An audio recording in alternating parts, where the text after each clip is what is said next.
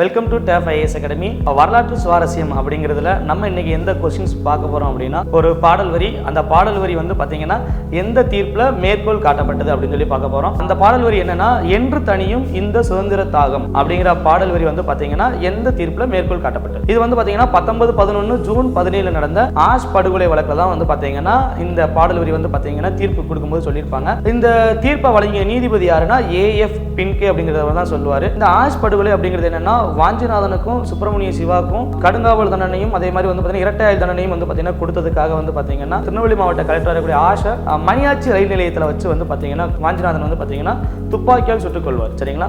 இந்த வாஞ்சிநாதன் யாரு அப்படின்னு பாத்தீங்கன்னா பாரத மாதா சங்கத்தை சேர்ந்தவர். அந்த பாரத மாதா சங்கம் யாரால் தோற்றுவிக்கப்படும் அப்படின்னு பாத்தீங்கன்னா நீலகண்ட பிரம்மச்சாரியால் தோற்றுவிக்கப்படும். சரிங்களா? அப்ப இந்த வாஞ்சிநாதன் ஆல்ரெடி வனச்சரகரா பணியில இருப்பாரு, புனலூர்ல இருப்பாரு. ஆனாலும் இந்த ஆஷை கொல்லும் போது வந்து பாத்தீங்கன்னா பிரவுனிங் துப்பாக்கி அப்படிங்கிற ஒரு துப்பாக்கியை பயன்படுத்தி இருப்பாரு. அந்த துப்பாக்கி வந்து பாத்தீங்கன்னா அவருக்கு சுடுவதற்கு பயிற்சி அளித்தது யார் அப்படின்னு பாத்தீங்கன்னா வாவேசு ஐயர். சரிங்களா? இப்ப இவரு என்ன பண்றாரு, இந்த வாஞ்சிநாதனும் என்ன பண்றாரு அப்படின்னு பாத்தீங்கன்னா ஆஷை படுகொலை செய்து அவரையும் தன்னைத்தானே வந்து பாத்தீங்கன்னா சுட்டுக் கொள்கிறார். அவருடைய பாக்கெட்ல ஒரு கடிதம் இருக்கு. அந்த கடிதத்துல என்ன எழுதிருக்கு அப்படின்னு பாத்தீங்கன்னா, இந்த ஆஷ் படுகொலை என்பது வந்து அப்ப இங்கிலாந்துல இருந்து மன்னர் 5ஆம் சார்ஜ் அப்படிங்கிறவர் இந்தியா வர்றதுக்காக இருந்துச்சு. அப்படி அவர் இந்தியா வந்தா அவரையும் கொல்லுவோம் அப்படிங்கிற மாதிரி தான் வந்து பாத்தீங்கன்னா இந்த கடிதத்துல வந்து பாத்தீங்கன்னா சொல்லியிருப்பாங்க. தேசிய விழிப்பின் எதிரொலி தான் இந்த ஆஷ் படுகொலை அப்படின்னு சொல்லி இந்த ஆஷ் படுகொலை பத்தி விசாரிச்ச நீதிபதி சங்கரன் நாயர் வந்து பாத்தீங்கன்னா சொல்லியிருப்பாங்க. சரிங்களா? இப்போ நான் அந்த ஆஷ் படுகொலை பத்தி சொன்னது எல்லாமே வந்து பாத்தீங்கன்னா நம்மளுக்கு டிஎன்பிசில கேட்ட கேள்விகள். தேங்க்யூ.